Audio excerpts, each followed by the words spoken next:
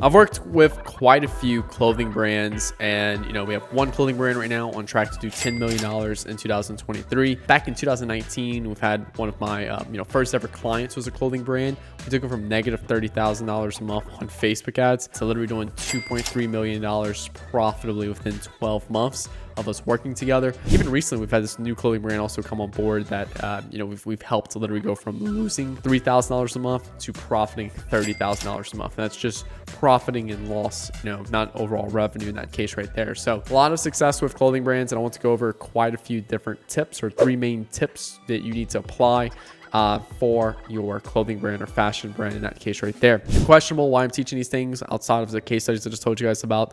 I've done over $50 million in online revenue for my clients. I run an e-com growth agency, and I also coach and mentor a few e-com brands. You can click the links below to find out more information around that. Have Nick Theriot mentor you, or have Nick Theriot basically run your ads.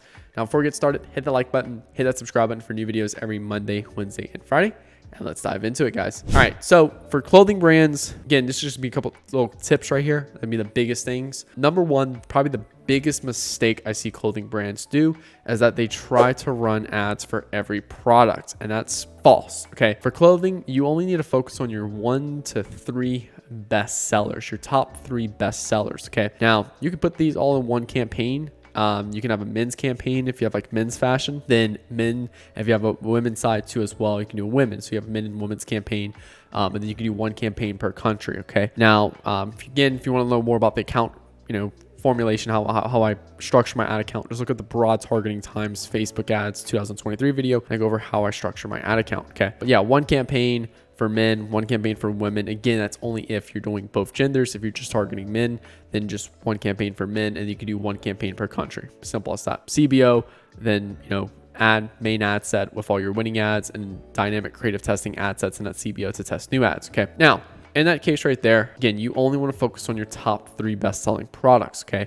And yes, it's perfectly okay to have t-shirts in there mixed with jeans, mixed with shoes. Okay. You can have all 3 types of products inside of that main campaign. The key thing here though is that you want to make sure that these best sellers are evergreen products that sell year round, and secondly, you're scaling up spin year, like you're keeping up inventory for these products. Okay, this is basically where these products become lead generation. Okay, you're just selling the hell out of these products to simply acquire the customer for cheap, because it's the product that works the best to acquire the cheapest customer. Okay, out of all your products, you know that this t-shirt will get a $10 CPA, whereas this t-shirt will get a $50 CPA. This shirt just sells amazing. So use it to acquire as many customers as possible and scale up your spend as hard as possible with this. So allow you to acquire a ton of customers. Okay. So that's step one, just kind of like, or tip number one with, just kind of like the overall structure and stuff right there.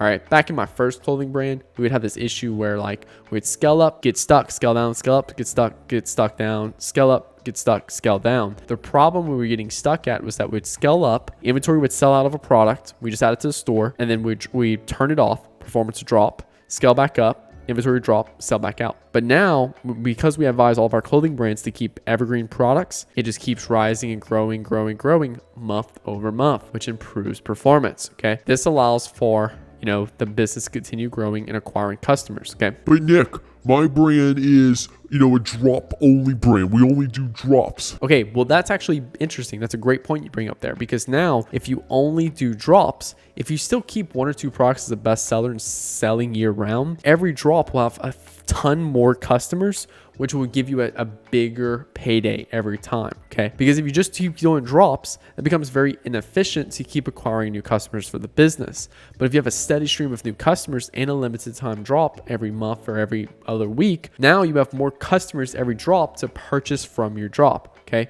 Which makes a lot more sense for you in growing the business in a long-term, fashion. Okay. Next thing is, how do I introduce new products? So maybe you just do drops, or maybe you do just new like weekly styles and stuff like that. That's where you really want to focus on email marketing and SMS marketing and organic marketing to do all your other products. Okay. Now, don't get me wrong. We'll add in some of the new products to the campaign when we, our campaign that's already active, we'll add in some new products here and there. But if they don't take off, that's totally okay. I don't stress it at all. All right. I just put them as a new ad set in the CBO, see if they take off. If they don't take off, I just turn it off. Very simple. Okay. My main focus in the Facebook ad account is just continuing to acquire customers for our best selling products. Okay. Now, again, for your new products, use email, SMS, and organic, all three. Okay. Even if you have some influencers, use some influencers as well to help out with that as well. Okay. So that's just kind of like the overall structure of things. Okay. Now, the next biggest thing I've noticed, because I've had some clothing brands utterly fail, and I have some clothing brands that just do amazing.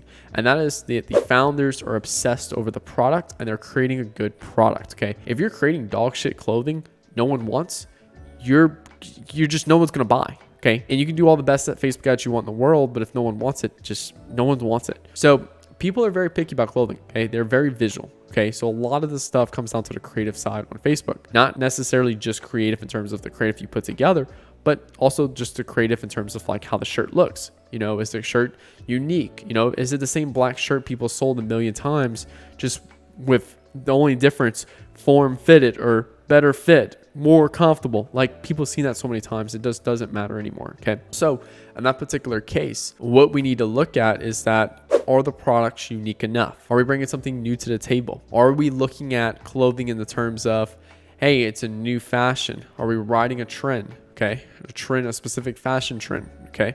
Are we making new pieces that are actually making a difference and actually unique and actually, serve a purpose? Okay. Or are we just copying everyone else and creating the same thing? That plays a huge impact on things. Okay. Now, the next one and the last thing is identity. Okay. So assuming you have a great product, assuming you're following the structure of the evergreen and bi-weekly drops, like, you're going to do absolutely amazing. This last key component though is huge. Okay. Without this, your clothing brand will fail. Okay. And that is identity. Okay. Identity is the person people are becoming when they purchase from your brand. Okay. I'll give you guys an example here. Okay. If, let's just say, for example, I'm out of shape, for example. Okay. And I really want to look like, I really want to like have a six pack, and I really want to be in shape and just be lean, mean, fight machine, whatever.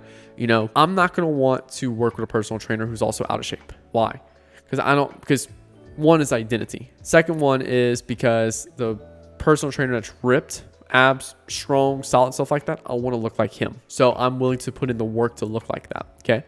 So because of identity. Okay. I see a lot of you guys that are trying to sell like $300-$400 t-shirts, and you're taking pictures of in a trailer park. Okay. It does nothing to increase the perceived value of it, and it does nothing for your identity in that case right there. Okay. So we have this one particular brand we're working with right now, and they have this one particular creative where the guy is just in his bedroom. Okay. Does fairly well. The ad does fairly well. Okay. Spend a couple $100,000 on this particular ad. Okay. Well, we got this guy to go reshoot the ad in a completely different environment to increase the perceived value. So what we did was we filmed it in, or, the client filmed it, not us. The client filmed it in an area where it was very affluent. Okay. Now, in this particular part right here, due to the client filming in an affluent area, the ad performed 10 times better. Why? Because we're already targeting people who, want to be staying out from the crowd and have a high association with success, and they want to look successful. They want to look, like they got their shit together in that case right there. And these particular clothing makes them look like that. So we put in, the client filmed the ad in an affluent area to have the clothing have more perceived value, higher status and stuff like that. The ad performed 10 times better than original ad. Now, original ad was already performing amazing. Why? Because we changed the environment. We changed the identity associated with the particular clothing. Okay. So you need to take identity, serious. That's like the biggest thing I can stress enough is the identity. If you get the identity done, and look, you're going to have to go and spend some money on getting some professional creatives done for this. Okay. You can't just say like, all right, cool, Nick, identity, and go take a t-shirt with a white background and like put a nice house in the background of it. Like, it's not going to fucking work. Okay. Go get some nice creatives done and spend the money and invest into your business, because that's what's going to allow you to jump over that hurdle of what you're trying to accomplish. Okay. So identity, get those creatives sold, really matching that identity your audience wants. Keep your 1 to 3 best sellers in stock, evergreen, year round, and scale the shit out of that. And then sell all your other products with email, SMS, organic. And look, trust me, like, I've had 3 clothing brands follow this strategy now and just fucking crushing it. Okay. Because of these 3 things. And also 4th one, just having a product people want to as well. That's also super important right there. So but yeah, guys, thank you guys so much for watching this video. Make sure to like button, hit that subscribe button for new videos every Monday, Wednesday, and Friday. And I'll talk to you guys later. Peace out.